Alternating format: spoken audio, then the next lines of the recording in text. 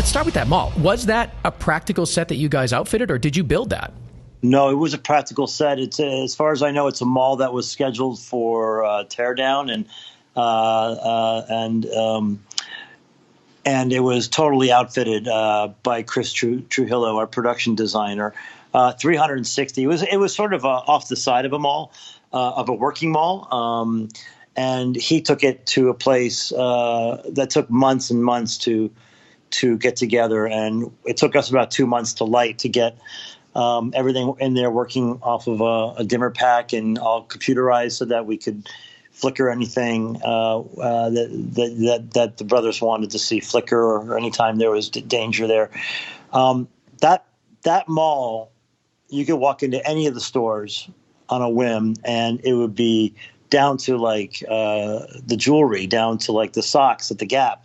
It was suitable. You could at any given moment you could go in. The detail in there was very, very impressive. Wow.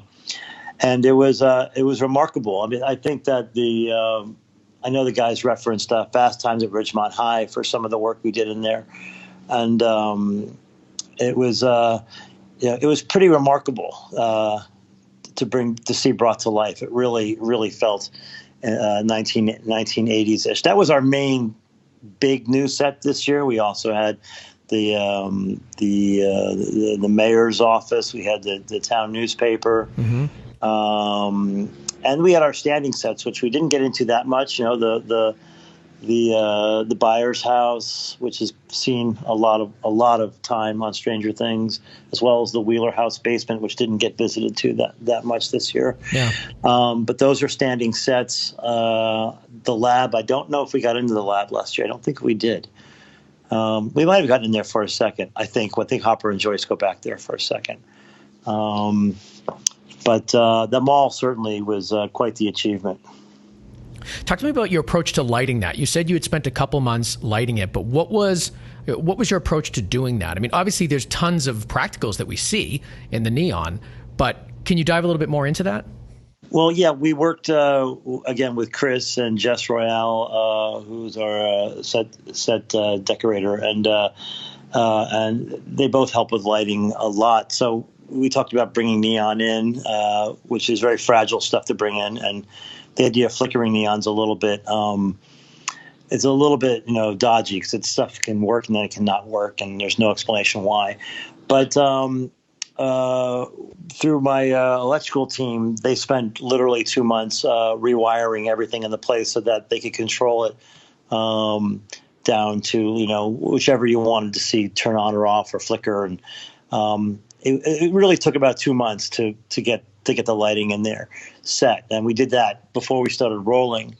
And then it worked. It was used and morphed its way up until the very end. Till, all hell breaks loose in there.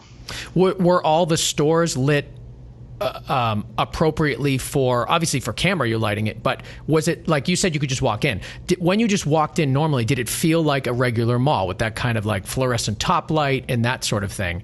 It did. I really embraced my inner John Hughes on this, as far as that goes, at least in the early part of the season. So, of course, I would add a little bit or subtract a little bit to try to bring out a little bit of contrast in there. Especially in in the kids in the Gap hiding from the monster. I tried to give it a little bit of contrast. But I didn't want to stray from what it really would look like. And I think the thing that makes those 80s movies, including Fast Times and the John Hughes movies, look, so believable is that they don't take too much.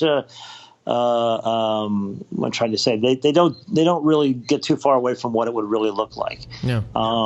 Now that being said, we always try to add a little bit of something in there just to make it a little more special, so that it's hyper real. But the mall pretty much, we had control of all the fluorescents overhead, and if there was lights on that were behind camera, I would turn those off so that anything facing camera was a little bit down and it was brighter in the background, which always looks nicer. So that's a little trick that that I like to do when shooting is have that kind of control, and it makes it so easy when it's pre-programmed and we can access it right away.